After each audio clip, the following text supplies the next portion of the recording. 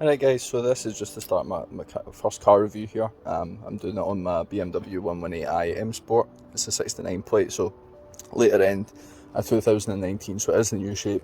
Front wheel drive base car, so not the old rear wheel drive anymore. So just turn the... Alright guys, so this is just to start my first car review here. I'm doing it on my BMW 118i M Sport. It's a 69 plate, so later end a 2019, so it is the new shape. Front wheel drive base car, so not the old rear wheel drive anymore. So just turn the... So as I said, kind of interior wise, I'll do a quick review, interior, exterior, just for the rest of the video. So starting off at the front, I would say it's probably your more controversial side of things. Most people aren't particularly happy with it, especially the big grille, which to be honest with you I really like. I really like the aggression at the front of the car.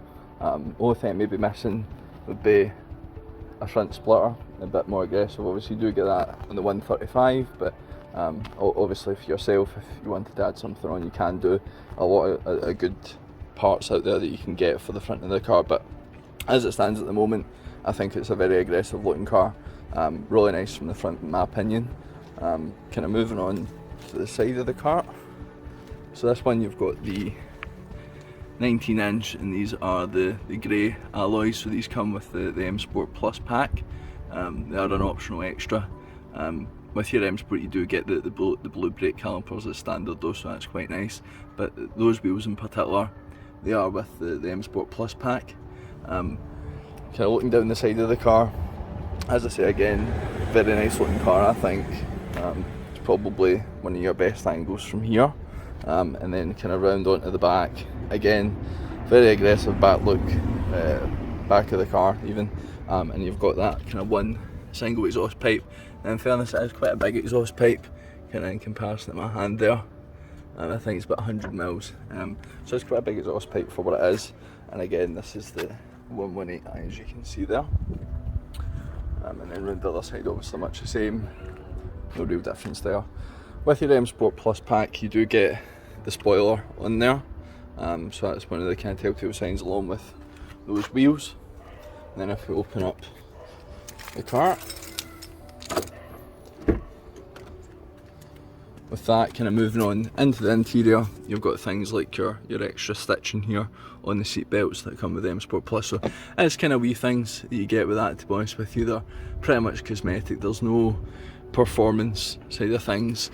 Things like this on your seats, the M colours on there. Obviously with the seats, again BMW quality seats, they hold you really well. You can't fault them, to be honest with you. These ones done in the leather and a bit perforated at the back to help it breathe. Kind of getting into the passenger seat. So for me, as I said, the front of the car is not really too much of an issue, to be honest with you. Obviously maybe the back, some people will be thinking about it, but I say I'm 6'4", I have loads of headspace. Just to show you, so there's my hand there, loads of headroom for me. So obviously if you're my height or smaller, you'll fit in no bother.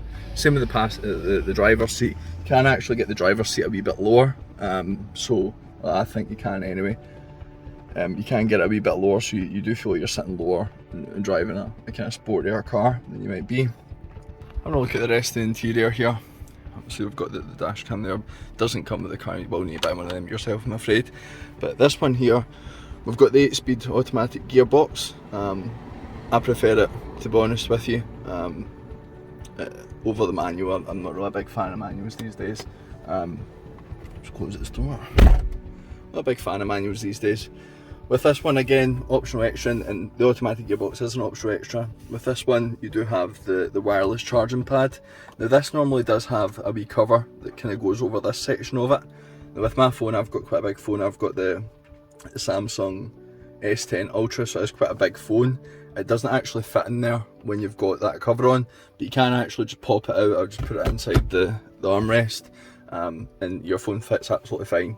So if you're obviously kind of worried about that, if you're getting the wireless charging pad in the car, then it's not really a big deal, to be honest with you.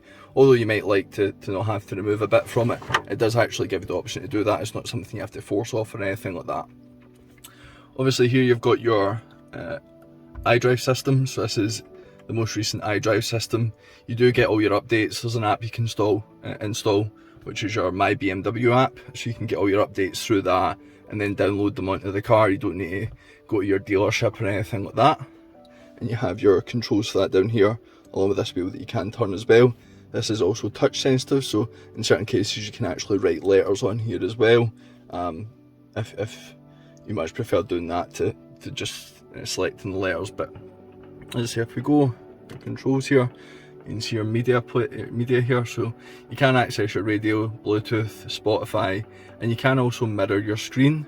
So for example, in a case that I've used this, where I've been sitting in the car for a long period of time, not moving, you can mirror your phone screen on, so you could watch maybe like Netflix or something like that on your screen in your car, and the sound will play in sync through the car as well, so it's not like the sound is just coming through your phone or anything like that. Again, with this one, we do have our digital cockpit. So this, as it stands at the moment, is in comfort. You do also have Eco Pro, so everything goes a wee bit blue, and then your Sport, which looks a wee bit more aggressive in the red. In all honesty, I drive it in Sport pretty much 100% of the time. Sometimes I do drive it in comfort on occasion, pretty much never in Eco Pro mode. It just kind of limits everything, makes the car feel a lot more sluggish and stuff like that, so I'm not really interested in that for myself. But as I said, front build quality and everything's really good. This is your trim for your ambient lighting that also goes up the side of the car here. You've also got your doors in aluminium as well, so it's not like it's plastic or anything like that. Same with these bits here. And these bits here are actually in this shape that you'll see is kind of consistent through the car, and the door handles in here is also the shape that the kind of front of the car's grille, so they've kind of kept that shape around there. You can see it again in the speedos, so it's quite consistent through the car. It's a really nice design feature, I think, as well. Again, even up here as well, so you'll see that quite a lot in the car. Even the door sills again, down where it says your M Sport, depending on what one you get. As far as your glove box, decent sized glove box. You can fit quite a lot in there. Masks, I've got the wheel nut, chewing gum, and then obviously your books and stuff like that in there. Nothing special. You do have a decent amount of storage capacity down the sides here as well, so you can fit anything like a large bottle in, any change. I usually put my keys and stuff down on that side where I'm driving. And then you've got your controls for your windows, so front and rear. Bottom button there is also your child lock for your windows, so that will stop your kids or anything like that, or pets accidentally opening the windows. And then obviously things like your buttons here on your steering wheel. Now this one doesn't have the heated steering wheel, which would normally be about there. It's just a button. I'm thankful I don't really have it in this weather, because I would have probably accidentally pressed it at this point and then ended up burning my hands. But with this one, we do have your cruise control and your limiter, so you can set your speed. It also does have active braking, so if you set your speed and you go downhill and the car starts to pick up a bit extra speed, the car will actually brake for you as well. And then again, just your kind of normal media controls, your phone, that's just the kind of menu system. We'll bring up there, so you can select radio, or if your phone's connected, your phone will be there as well. And then this is your button just to use the voice control. As far as the voice control, it is actually quite decent, to be fair. I don't use it very often, maybe just to kind of cancel the navigation that I've got on, or turn off the air conditioning. That's kind of one thing it is useful for, is turning off the air conditioning, because it is a wee bit of a faff just to get into the air conditioning. You need to kind of go into the menu by pressing it here, or going through all the settings to get to the menu, and then you need to go into your kind of climate control and stuff like that and actually select to turn it off. So just tell them, saying things like, hey BMW, yeah, there you go, so it pops on, and you can tell that what you need done. So just cancel that. So as I say, I think that pretty much covers everything from the front. As I say, standard with your M Sport here, and then this is with the M Sport. If you do get a kind of lower line of the car, there are things here that you won't get in that. So things like your heated seats, your leather seats. A lot of the interior lighting and stuff like that is also not included. They're usually optional extras that you can get added into it. So I would say, to be fair, for the price difference that I've seen recently between the Sport and the M Sport, I would say go for the M Sport 100% of the time, every time. It's just a lot more cost effective for what you're getting in the car, a lot more kind of creature comforts and stuff like that. But actually what I'll do is I'll jump out, we'll go into the back. I said 6'4", so you can see what it's like for me sitting in here. Right, so jump in. Now, as I said, 6'4". I've got both the seats pretty much in my driving position as well, just for reference if your driver's 6'4" and you're 6'4" as well. I'll just turn this round to front. So as you can see, my head is quite close to the roof here, but I can get my hand underneath, so it isn't uncomfortable in any way, I would say. You could sit in here for quite a while, and obviously you can kind of slouch yourself back, and the room at the sides of the seat here to do that. If you're sitting up straight like I was before, there is a good bit of knee room as well, so it's not too bad, to be fair. If you're smaller than me, you'll have no issues with it at all, to be fair. Looking inside the back of the car, so you've got your lights up here, just for passenger comfort and stuff like that. A couple of buttons here for that. With this one, I get the camera angle, so this one doesn't have the through loading or anything. It's never been anything that I've been particularly bothered about, to be honest with you. But again, easily could fit your 3 passengers in the back, no issues at all. It does have the ISOFIX points here as well, so if you've got kids, you've got your ISOFIX points built right into the car, so no kind of funny wee bits to kind of clip in and clip out. Jump out and have a look at the boot. As I said, interior kind of speaks for itself in the build quality. Again, the interior line kind of follows through in here as well. Can't really see it during the day, it's quite dim to be fair, but at night time it really kind of lights up. So we'll jump out of here and we'll have a look at the boot. So quick look at the boot just to finish off. Quite a big boot. I don't know how many litres it holds, to be honest with you. I can't figure that out in my head, so I don't imagine you would be able to either. Holds quite a lot of stuff, you'd be absolutely fine. Obviously you can see mine's a mess, so it is what it is, but you will hold a lot of stuff in there. You could easily fit more in. You can take the parcel shelf off as well and have no issues with visibility. You do also get your triangle there as well with the car. So as I said, it's quite self-explanatory. It is a BMW. Was a wee bit of fun. So quick look at the boot just to finish off. Quite a big boot. I don't know how many litres it holds, to be honest with you. I can't figure that out in my head, so I don't imagine you would be able to either. Holds quite a lot of stuff, you'd be absolutely fine. Obviously you can see mine's a mess, so it is what it is, but you will hold a lot of stuff in there. You could easily fit more in. You can take the parcel shelf off as well and have no issues with visibility. You do also get your triangle there as well with the car. So as I said, it's quite self-explanatory. It is a BMW, so you know what you're kind of what you expect to get is what you get with it. Alright guys, so just going to do the car review from this angle. Keep sticking it to the windscreen, camera's overheating, so not much we can do about that. It's quite unlike our Scottish weather to actually get so nice, so I'm being done a wee bit, I think. But as I said, we'll do the review from this side of things, and I'll just take the car for a short drive just so you can obviously see how it is for me even driving the car. Now, as I said, I'm 6'4", positioning the car, the driving position, I feel low down. I've got quite a lot of headroom here as well, so if I can fit, you can fit, unless obviously you're taller than me, but as I said, the driving position in the car is really good. You do feel quite low down, and you feel like you're driving a sports car, although it's not really, but it is what it is. So as I said, obviously this car's got the 1.5 twin turbo engine inside, and it produces just about 150 horsepower, just a wee bit less than that.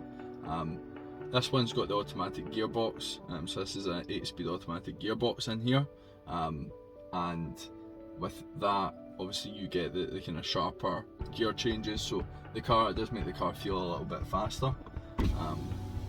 Just go up my window, it's quite warm in here. Obviously when you're driving, it is a front wheel based car, so with that you feel like you're kind of getting round the corners a lot sharper. I don't want to kind of go too deep into the kind of tech specs of the car and stuff like that, but it does have a few add-ons that kind of make living with the car a bit nicer. It feels better to use, like your digital cockpit and stuff like that you would have seen at the start of the video. And as I said, with that, having all your driving information there, it's as clear as day. It's not like your analog speedos and stuff like that, which for me, I much preferred kind of having the numbers there just telling me how fast I was going, or if I was going too fast. And it does tell you kind of the speed limits and stuff like that at the road that you're on, and it will show you if you're going over it and stuff like that. So as I said, we'll go for a quick drive. I do apologise if the video was a wee bit shaky.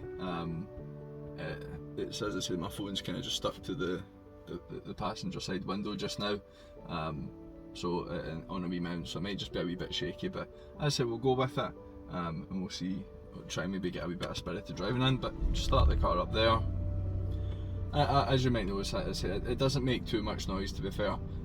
As I said, that is just a 1.5, so it's nothing amazing. It does have quite a big exhaust pipe in the back.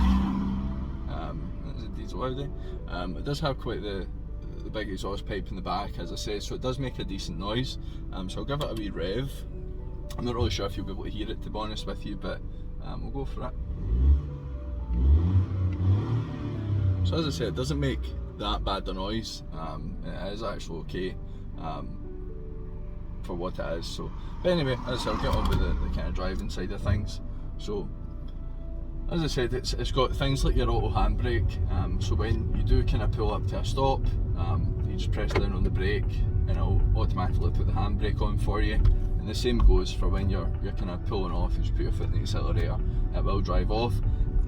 Honestly, it's once you start using it, you always want to have it in a car, and I know a lot of cars these days do have it. But you'd be surprised actually some new cars that don't have it. But as I said, it's something, it makes your driving experience so much more convenient, to be honest with you. It's just one of those little things. Obviously with this car as well, we do have the active cruise control, so you can kind of set your speed, let the car do the driving. You obviously need to keep your hands on the wheel with that one. And you do have obviously things like your safety features, like your lane assist keep, so that will keep you in lane. If you don't indicate to come out the lane, the car will kind of give you some feedback in the wheel and try and push you back into the lane, and that's obviously just to kind of keep you aware. As I said, we'll try and get a wee bit of spirited driving. Where I'm just now, it's not really possible. There is a lot of speed bumps as well.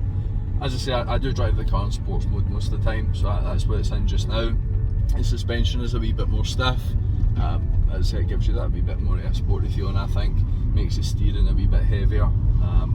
I believe that is kind of programmed into the car, though it's not kind of real as far as your heavy steering goes. But as I say, I prefer it. I don't really like the kind of light feeling of the steering. But as you can see, kind of going over these speed bumps, it's not actually that bad. You're from your perspective, you're basically stuck right onto the car. So for me, it's still really comfortable. Even just going over speed bumps, obviously don't go too fast with it, but round the corners and stuff like that, really sharp turning. There's no kind of looseness in the steering, so it does get you around the corners. The nose goes basically where you tell it to, and as far as that is something I found to be consistent, even at kind of higher speeds and stuff like that, as well as a really well handling car. It just maybe lacks some of the extra power you would hope for, maybe in like your 135 and stuff like that. So as I said, steering is really good, power is really good. There is a wee bit of lag when you put the foot down.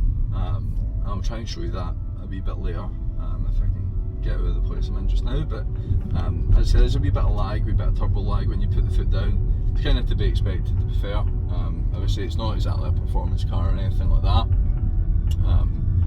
So you do get that, but once obviously it gets going, it does go quite quick, to be fair. I think the 0 to 60 time is probably about 8 seconds, which obviously isn't immensely fast, but it's actually not that bad when you think about it. Let's see when I managed to get myself lost, guys. Right. Actually trying to think about getting out here. So obviously you do feel like you're in, as I said, a low position. It is really comfortable, and it's consistent with BMW seats. I've never been in a BMW, to be fair, or driven a BMW where the seats haven't been really good. I think that's just a consistent you can kind of expect from BMW at this point. I say that there's no. I don't want to kind of go and throw out kind of specs and technical babble and all that kind of stuff about the car. I want obviously to try and make this as understandable as possible for most people, but a lot of people that I would know that aren't really interested in cars and stuff like that, they'll say, oh, I don't really see what the difference is and stuff like that, but I think when you're buying like a BMW or a Mercedes or an Audi or even Volkswagen these days as well, it's the quality that you're getting. They obviously put a lot of time in development into how they build their cars, how their cars handle, how they drive, and then your kind of interior build quality. So you would have seen that at the start of the video, the interior of the car. Everything's obviously really solid, there's no kind of wobbly bits, it's all kind of nice and soft feeling, there's no rattly plastic, or there's not very much rattly plastic, obviously a little bits here and there down the sides, but for the most part it is all good quality materials, whereas you look at your kind of cheaper brands and stuff like that, maybe people don't care about that as much, but when you look at your cheaper brands and stuff like that, it is a lot of kind of plastic and stuff like that. It's not as nice to sit in, it's not as comfortable to sit in. So as I say, stuff like that for me, I do enjoy a bit of performance in my cars. I like to have a nice branded car as well, but I do also like it to be well built inside. It needs to look good, it needs to be comfortable to sit in.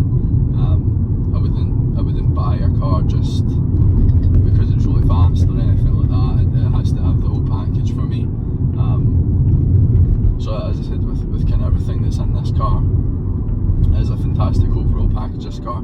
As I said, fuel economy with this, really good, 34 miles to the gallon I'm averaging with it, which is decent with some of the spirited driving that I do, I would say. And I'd say it's just a really nice place to be. Kind of air conditioning and stuff like that is really good. It's your BMW air conditioning, you can't beat your BMW air conditioning, I think, anyway. But as I said, just a really nice place to be, really nice car to drive. And having had an Audi and a BMW before this as well, I can easily say this is the best one that I've had. I became a wee bit of a automatic gearbox fanboy, to be honest with you. I don't know if it's just made me lazy or not, but I feel like I'm definitely going faster anyway when I'm driving. But it could just be pure laziness, to be fair. But as I said, I can't really get too much driving in. It seems to be quite busy today, to be fair. I was hoping to get me a wee bit of spirited driving, but I'm not really sure how much you guys will be able to actually see from that video and how I'm driving and stuff like that, just because the heat, I can't put you on the dashboard. But as I say, I'll leave the video there just now. So as I said, there's not an awful lot much more I think I can say about it without getting too technical. And as I say, I want everyone to be able to kind of understand what I'm talking about. But as I said, overall, for me, if I was to give this car a score out of 10, I'm looking to kind of do that in all my videos at the end. We're looking to give the cars a score out of 10, kind of based on interior, exterior, how it drives, and just how nice a place it is to be. So exterior for me, as you would have seen at the start of the video, I mean, I really kind of like this car, to be honest with you. I like the looks of the car. It's controversial at the front, how they've changed the car to front wheel drive, blah blah blah blah blah, with a lot of the BMW fanboys, but for me, I think the car looks absolutely stunning, especially when you've got the spoiler, the kind of more aggressive looking wheels and stuff like that, and the body kit. For me, it's a solid. I would give it 9 out of 10. The only reason I kind of duck the point is because when I think there's things like the M8 competition and stuff like that, those cars are absolutely stunning, I think. But 9 out of 10 as far as exterior. Interior, when you do compare it to things like the Mercedes, it can feel a wee bit dull. I will give Mercedes, they probably do have a nicer interior, but I would say the interior of this is maybe a wee bit more grown up. So if you're a bit older and you don't want to go too mental with your interior and stuff like that, then I would say this is probably a better interior for you. As I say, more grown up, more sensible. So again, I would probably give this about an 8 out of 10, just on the interior side of things. As far as how it drives, as I said, I'm really happy with how it drives. The only thing that I would want more from it is the power. But other than that, I can't fault it. So kind of basing this car on what it actually is and how it drives, not comparing it to kind of more high-end specs and stuff like that, I would say it's easily a 10 out of 10, to be honest with you. I don't want to sound biased or anything like that just because it's my car, but I think the car handles really well, it drives really well. But as I said, 10 out of 10 for me is how driving. As far as how nice a place it is to be. Oh, somebody's blocked the road, that's clever. As far as how nice a place it is to be, as I said, I'm always really comfortable in this car. I'm at a good seating position. It's got heated seats if I'm too cold. It's got good air conditioning. Just a really nice place to be, ambient lighting, all that kind of stuff. So again, with the interior and how that is, even compared to the Mercedes, I would give it again an 8 out of 10 there. So I would say kind of overall the car's probably about an 8 out of 10. Just maybe lacking, for my taste maybe, a wee bit more madness in the interior and a bit more power, but other than that I can't fault it at all. But as I said, I'll leave the video here, guys. Just pulled up again anyway. Car and park. I'll leave the video here, and if you can kind of like, subscribe to the videos, if you've not done that already, that'd be grand. And hopefully I'll get another car review done. If you have obviously any suggestions on how I should do the videos, or any suggestions about cars that I should try and do, obviously leave a comment. I will read those. But as I said, if you can subscribe to the channel, at least that would be a good start, I think. And we'll go from there and we'll see what we can get next. Alright guys, thank you, cheers.